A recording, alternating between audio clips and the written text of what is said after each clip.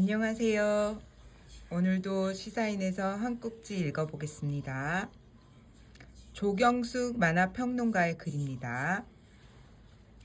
찬바람이 불기 시작하니 지나온 시간을 되짚게 된다. 늘 그렇듯 아쉬운 점도 기뻤던 순간도 있었다. 개인적으로 올해는 특히 어려움이 더 많았다. 게다가 가을이 되자마자 예기치 못한 부고들이 날아들었다. 절친한 이가 아니었는데도 심리적 충격이 컸다. 하루는 갑작스럽게 집안 곳곳을 박박 청소했다가 다음 날엔 풀 죽어 온종일 누워만 있었다. 뒤죽박죽 엉킨 머릿속으로 때로는 우울감이, 대개는 질문들이 차올랐다. 다른 사람들과 기분 좋게 웃고 떠들다가도 돌아서면 마음이 차갑게 내려앉았다. 그런 시간을 보내다가 영화관에 갔다.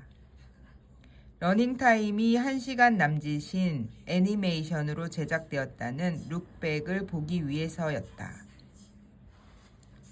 실은 작품에 대한 기대감보다도 만화 평론가로서 세간의 유명한 작품을 봐야 한다는 의무감이 더 큰 상태였다. 담담한 표정으로 스크린을 마주하고 있었는데 이게 웬걸? 영화가 시작되자마자 눈물이 뚝뚝 떨어지더니 나중엔 얼굴이 눈물로 온통 뒤덮였다. 영화가 끝난 뒤에도 감정이 쉬이 가라앉지 않았다. 영화를 본 지인들에게 물어보니 다들 나와 마찬가지로 눈물 범벅이었다고 했다. 우리는 이 영화에 등장하는 감정을 낱낱이 알고 있었다. 좋아하는 일을 어떻게든 잘해내고 싶어서 최선을 기울이던 마음. 그럼에도 불구하고 좌절할 수밖에 없었던 순간. 친구와 함께 나누던 성취의 기쁨. 소중한 일을 이룬 후 찾아오는 속수무책의 고통까지도.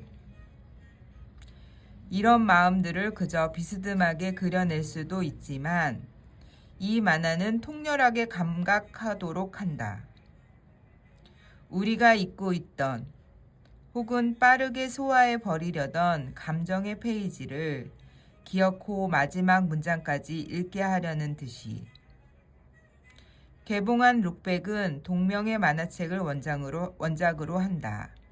이 글에는 스포일러가 있음을 미리 밝힌다. 원작 만화는 체인소맨으로 유명한 작가 후지모토 다스키가 그렸다.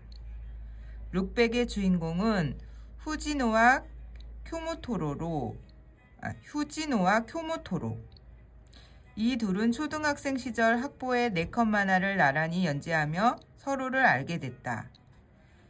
다만 쿄모토는 일명 히키코모리로 집 밖으로 나오지 않으며 등교를 거부하고 있어 둘이 만날 일은 없었다. 후지노는 유쾌하고 재치 있는 스토리텔링으로 4컷 만화를 그려내는 반면 쿄모토는 풍경 위주의 아름다운 그림들로 칸을 채운다. 쿄모토의 그림을 보고 충격받은 후지노는 서점으로 달려가 만화 작법책을 사고 노트를 인체 드로잉으로 수북이 채워가며 만화 그리기에 매진한다. 날씨가 맑아도 흐려도 비가 와도 계절이 몇 번이나 흘러가도 여전히 책상에 앉아 연필을 바쁘게 움직인다. 좋아하는 것을 잘 해내고 싶은 그 열망을 누군들 모르겠는가? 심지어 그것이 꺾이는 마음마저도 우리는 안다. 후지노가 수년간 노력을 기울여 그린 만화 옆에 그 사이 눈에 띄게 성장한 쿄모토의 작화가 나란히 놓이자 무언가 툭 끊어진 듯 후지노는 만화를 그만두고야 만다. 그러나 얄궂게도 후지노가 다시 만화를 시작하게 된 것도 쿄모토 때문이다. 선생님에게 등 떠밀려 쿄모토의 집으로 졸업장을 건네주러 간 날, 생각 없이 그린 4컷 만화가 쿄모토의 방 문틈으로 날아들어가며 쿄모토와 후지노가 드디어 대면하게 된 것이다. 이길 수 없는 라이벌이라 생각했던 큐모토가 후지노에게 펜이라며 다가서자 후지노는 다시 펜을 잡게 된다. 이번에는 혼자가 아니라 큐모토와 함께. 큐모토가 배경을 담당하고 후지노가 서사와 캐릭터를 그리며 1년여간 매진한 끝에 이들은 공모전에 당선된다. 그리고 후지노 쿄라는 둘의 이름을 섞어 만든 이름으로 데뷔하기에 이른다. 그러나 기쁨도 잠시뿐이다. 수년간 공동작업을 해왔지만 큐모토가 불현듯 다른 길을 가고 싶다고 선언한다. 후지노와 함께 만화를 연재하지 않고 그림을 더 배워보겠다고 말이다. 장기 연재를 제안받고 꿈이 이뤄졌다고 여긴 기쁨의 순간. 불현듯 날아든 큐모토의 선언에 후지노는 날선 말을 쏟아내고 만다. 결국 둘은 갈라선다. 후지노는 홀로 연재를 시작하고 큐모토는 미대에 진학한다. 그러던 어느 날 후지노는 한 뉴스를 접한다. 뉴스에선 믿을 수 없는 소식이 쏟아진다. 미대에 한 괴한이 난입했으며 학생들을 향해 흉기를 휘둘렀다고. 학생이 10명 넘게 사망했다는데 큐모토도 그중 하나였다. 큐모토를 떠나보낸 후지노는 그의 방문 앞에 서서 하염없이 눈물을 흘린다. 그러다가 우연히 큐모토를 처음 만났을 때 그린 4컷 만화를 다시 마주하게 된다. 큐모토를 밖으로 나오게 했던 그 한 장의 4컷 만화가 결국 큐모토를 사망에 이르게 한 것이라는 자책으로 이어진다. 물론 말도 안 되는 소리라는 걸 안다. 그러나 불현듯 사고를 마주하면 누구라도 탓하게 되지 않는가. 그 중에서도 가장 쉬운 타깃은 언제나 나 자신이니까. 그때 절망에 빠져있던 후지노 앞에 기적 같은 또 다른 4컷 만화 한 편이 도착한다. 만화를 집어든 후지노는 비로소 닫혀있던 큐모토의 방문을 연다. 그곳에는 후지노가 연재하던 작품의 포스터와 만화책이 잔뜩 쌓여 있다. 눈물을 삼키며 후지노는 다시 방문을 나서 자신이 있어야 할 곳으로 향한다. 큐모토와 후지노가 함께 만화를 그려내던 바로 그 책상 앞으로. 그러곤 다시 머리를 질끈 묶은 채 만화를 그리기 시작한다. 작가는 동일본 대지진과 교토 애니메이션 스튜디오 방화 사건을 떠올리며 이 만화를 그렸다고 한다.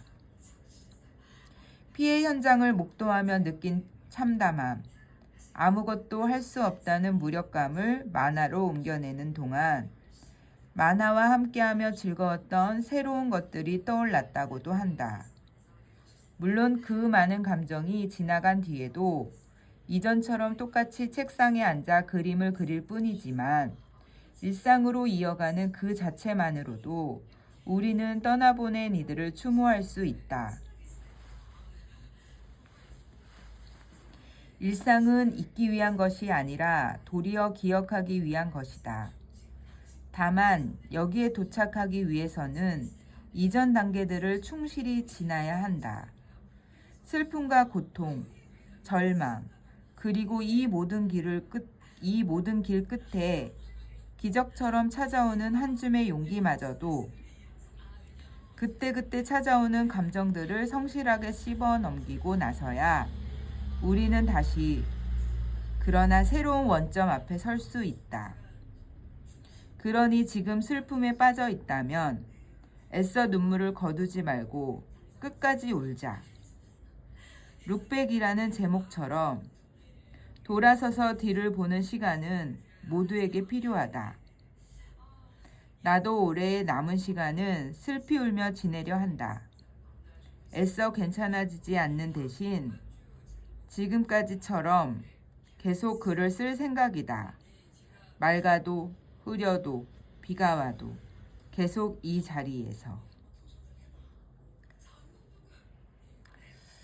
오늘이 이태원 3사가 일어난 지 2년이 된 날이 있지요. 보라색 옷을 입고 허망하게 보낸 아이들 때문에 너무 힘들게 절망적으로 투쟁하고 계신 부모님들이 생각이 나네요. 제가 읽은 이 시사인의 한 꼭지를 그 부모님들 어느 누군가 읽을지 읽지 않을지 모르겠지만 함께 아파하고 있음을 전하고 싶네요. 함께 읽어주셔서 감사합니다.